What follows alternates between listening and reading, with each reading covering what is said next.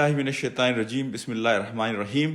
آج میں نبی پاک صلی اللہ علیہ وسلم کی ایک حدیث آپ کے ساتھ شیئر کرنا چاہتا ہوں، جس میں آپ صلی اللہ علیہ وسلم نے فرمایا الدین النصیحہ، اور آپ صلی اللہ علیہ وسلم نے 3 مرتبہ یہ بات کہی، الدین النصیحہ، الدین النصیحہ، الدین النصیحہ۔ دین پورا کا پورا خیر خواہی ہے۔ اس کو مزید کھولنے کے لیے اگر میں آپ کو کہوں، خیر خواہی سے مراد یہ ہے کہ اس سے میرا اخلاص جھلکتا ہو، اس سے میری محبت جھلکتی ہو، اس سے میری جینیوننیس جھلکتی ہو، اور اس سے میری سچائی جھلکتی ہو۔ یعنی یہ 4 الفاظ ہیں جو خیر خواہی کو ظاہر کرتے ہیں کہ میں ایک جینیون فرد ہوں، میں ایک ٹروتھفل فرد ہوں، میں ایک محبت کرنے والا فرد ہوں، اور میں ایک مخلص فرد ہوں۔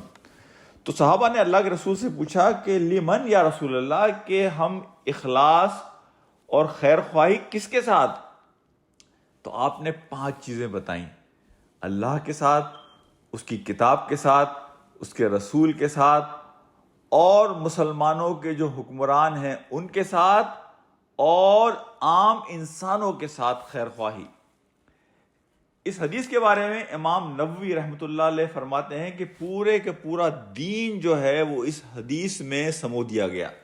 آج اس چیز کو سمجھنا، اس حدیث کو بہت اہم ہے، اور آپ دیکھیں گے کہ اگر ہم اس حدیث پر عمل کریں تو میں آپ کو یہ بات کہتا ہوں کہ ہماری زندگی جنت بن جائے، یہ دنیا ہمارے لیے جنت بن جائے، ہمارے تعلق، ہمارا گھر، ہمارا معاشرہ، ہماری کمیونٹی۔ دیکھیں، خیر خواہی سے مراد ایک یہ ہے کہ آپ جب سامنے والے سے ڈیل کرتے ہیں تو آپ اپنے آپ کو اس کی پوزیشن میں کھڑا کر کے دیکھیں، put yourself in their shoes۔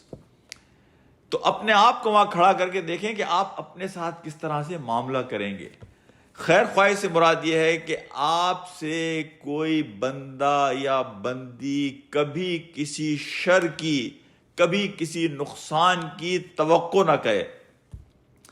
جب وہ آپ سے گفتگو کرے، آپ سے معاملہ کرے، آپ سے لین دین کرے، آپ کے ارد گرد ہو، تو وہ اپنے آپ کو پورے طریقے سے محفوظ سمجھے، اپنے آپ کو ایک ایسے حصار میں سمجھے کہ وہاں وہ اپنے آپ کو ایک پیس اور ایک امن اور ایک محبت کے ماحول میں دیکھے۔ مسلمان اپنے دوسرے بھائی کو کبھی اکیلا نہیں چھوڑتا۔ اگر تم کسی کی مشکل کو اس دنیا میں آسان کرو گے، اللہ آخرت میں تمہاری مشکل کو آسان کرے گا۔ تم اپنے بھائی کے لیے وہی پسند کرتے ہو جو تم اپنے لیے پسند کرتے ہو۔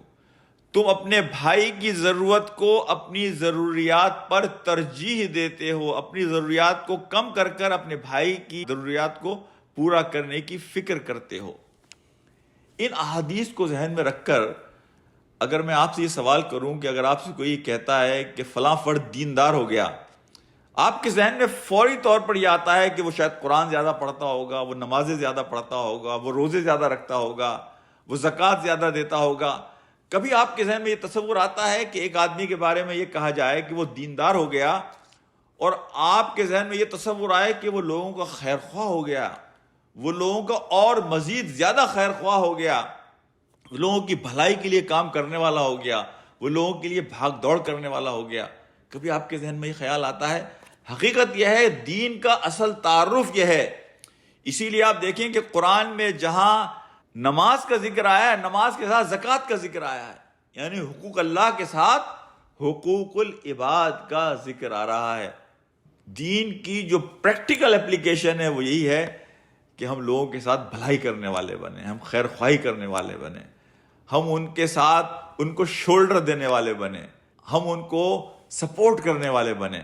میرے بھائیوں، دوستوں اور میرے ساتھیوں، دیکھیں ہمارے معاشرے میں یہ بڑی عام چیز ہے کہ جب ایک آدمی کسی مجبوری میں ہوتا ہے، مشکل میں ہوتا ہے، تو ہم سب اس سے ایڈوانٹیج اٹھانے کی کوشش کرتے ہیں۔ ایک آدمی مجبوری میں کوئی چیز بیچ رہا ہے تو ہم کوشش یہ کرتے ہیں کہ اگر وہ 100 روپے کی چیز ہے وہ ہمیں 10 روپے میں دے دے۔ یہ تو ہمارا روزمرہ کا مشاہدہ ہے۔ میں پچھلے دنوں جنید جمشید کی ایک ویڈیو دیکھ رہا تھا، اس میں اس نے کہا کہ جب وہ میوزک انڈسٹری کو چھوڑ کر گیا کاروبار شروع کرنے کے لیے اور اسے پیسے کی ضرورت تھی، تو اس نے دیکھا کہ اس کے اچھے اچھے دوست اس کی 100 روپے کی چیز کو 25 روپے میں خریدنے کی کوشش کر رہے تھے۔ یعنی آپ کسی کی مجبوری سے فائدہ اٹھائیں، اسے ایکسپلائٹ کریں، یہ مسلمان نہیں کر سکتا۔ اگر آپ کے محلے میں کوئی فرد رہتا ہے اور وہ مشکل میں پریشانی میں ہے اور آپ کو پتہ چلے کہ وہ اپنی چیزوں کو بیچ رہا ہے، تو بحیثیت مسلمان میرا فرض یہ بنتا ہے کہ میں جا کے اس سے بات کروں، میرے بھائی تم یہاں رہتے ہو، ہم تمہارے پڑوسی ہیں، ہم سب مل کے تمہاری کوئی مدد کر دیتے ہیں، اور تم بعد میں جب تمہارے حالات بہتر ہوں تو پیسے واپس کر دینا، بجائے اس کے کہ ہم اس کی مجبوری سے فائدہ اٹھائیں۔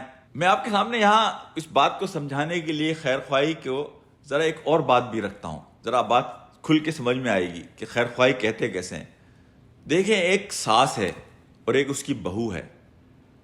اگر وہ بہو اپنی ساس کو اپنی ماں کی طرح سمجھے اور ساس اسے جو بات کہہ رہی ہے، کبھی سخت بات بھی ہو سکتی ہے، کبھی کچھ اور بات بھی اوپر نیچے بھی ہو سکتی ہے، لیکن جس طرح وہ اپنی ماں کے ساتھ ڈیل کرتی ہے، اگر وہ اپنی ساس کے ساتھ ڈیل کرے، یہ خیر خواہی ہے۔ اور اسی کوائن کو فلپ کریں، ایک ساس اپنی بہو کے ساتھ جس طرح ڈیل کرتی ہے، اگر وہ اس طرح اپنی بہو کے ساتھ ڈیل کرے جس طرح وہ اپنی بچی کے ساتھ ڈیل کرتی ہے، اپنی بیٹی کے ساتھ ڈیل کرتی ہے، جس طرح وہ اپنی بچی کو اسپیس فراہم کرتی ہے، گنجائش فراہم کرتی ہے، اس کے لیے رعایت تلاش کرتی ہے، اسی طرح اگر وہ ساس اپنی بہو کے لیے کرے تو آپ اندازہ لگائیے کہ وہ گھر جنت بنے گا یا نہیں بنے گا۔ یہ ہے خیر خواہی۔ میں آپ کو 2 واقعات سناتا ہوں صحابہ کی زندگی سے۔ ایک واقعے میں ایک صحابی نے اپنے غلام کو کہا کہ جا کر گھوڑا خرید کر لاؤ، اور وہ صحابی گھوڑا خرید کر لے کر آئے اور کہا کہ یہ 300 دینار کا گھوڑا ملا ہے اور بہت اچھی ہمیں ڈیل مل گئی ہے۔ صحابی نے جب اس گھوڑے کو دیکھا تو انہوں نے کہا نہیں، یہ 300 دینار کا تو نہیں ہو سکتا، یہ تو زیادہ کا ہے۔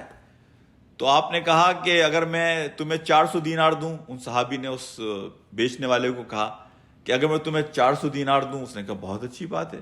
500 دینار، 600 دینار، 700 دینار، 800 دینار پر بات کہاں سے شروع ہوئی تھی؟ 300 دینار، اور وہ 300 دینار پر دینے کے لیے تیار تھا۔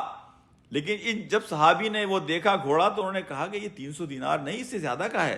اور وہ غلام جو گھوڑا لے کر آیا تھا، ڈیل کر کے لایا تھا، اس نے اپنا سر پکڑ لیا اور وہ کہنے لگا ان سے کہ آپ کیا کر رہے ہیں؟ یہ 300 میں ڈیل ہو گئی تھی، آپ اسے مزید بڑھاتے چلے جا رہے ہیں۔ تو صحابی کا جواب سنیے، الدین النصیحہ، یہ ہے خیر خواہی۔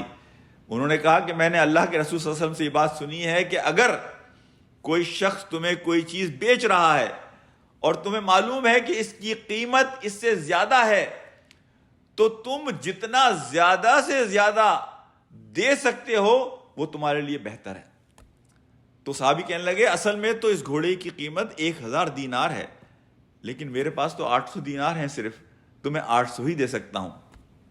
اسی طرح کا ایک واقعہ، ایک غزوے سے واپسی پر نبی پاک صلی اللہ علیہ وسلم جب حضرت جابر بن عبداللہ رضی اللہ تعالیٰ عنہ کے ساتھ آ رہے تھے، آپ صلی اللہ علیہ وسلم بالکل پیچھے تھے، اور آپ نے دیکھا کہ حضرت جابر کی جو اونٹنی ہے وہ بہت سست چل رہی ہے، تو آپ نے لکڑی چبو کے اس اونٹنی کو بھگانے کی کوشش کی، اور پھر حضرت جابر سے آپ کی گفتگو ہوئی۔ ایک بڑی لمبی حدیث ہے، شادی کے حوالے سے گفتگو ہوئی، اور اس پوری گفتگو میں آپ صلی اللہ علیہ وسلم نے اندازہ لگایا کہ جابر بن عبداللہ جن کے والد احد کے میدان میں شہید ہو گئے تھے، 7 بہنوں کے ایک واحد بھائی ہیں، اور ایک ہی سپورٹ کرنے والا ہے ساری بہنوں کے۔ تو آپ صلی اللہ علیہ وسلم کو اندازہ ہوا کہ جابر مجبوری میں ہے، جابر پریشانی میں ہے۔ تو آپ صلی اللہ علیہ وسلم نے حضرت جابر سے کہا کہ جابر اپنی اونٹنی بیچو گے؟ حضرت جابر نے کہا یا رسول اللہ صلی اللہ علیہ وسلم، اس اونٹنی کو کون خریدے گا، یہ تو بالکل بیکار سست اونٹنی ہے۔ نہیں، آپ مجھ سے سودا کرو۔ انہوں نے کہا اللہ کے رسول آپ جو دے دیں۔ آپ نے ایک قیمت لگائی۔ حضرت جابر نے کہا اللہ کے رسول اس کی قیمت اتنی نہیں ہے، یہ تو اس سے بھی کم کی ہے۔ آپ نے اور قیمت بڑھائی، مسکرا دی حضرت جابر بن عبداللہ۔ آپ صلی اللہ علیہ وسلم نے مزید قیمت بڑھائی۔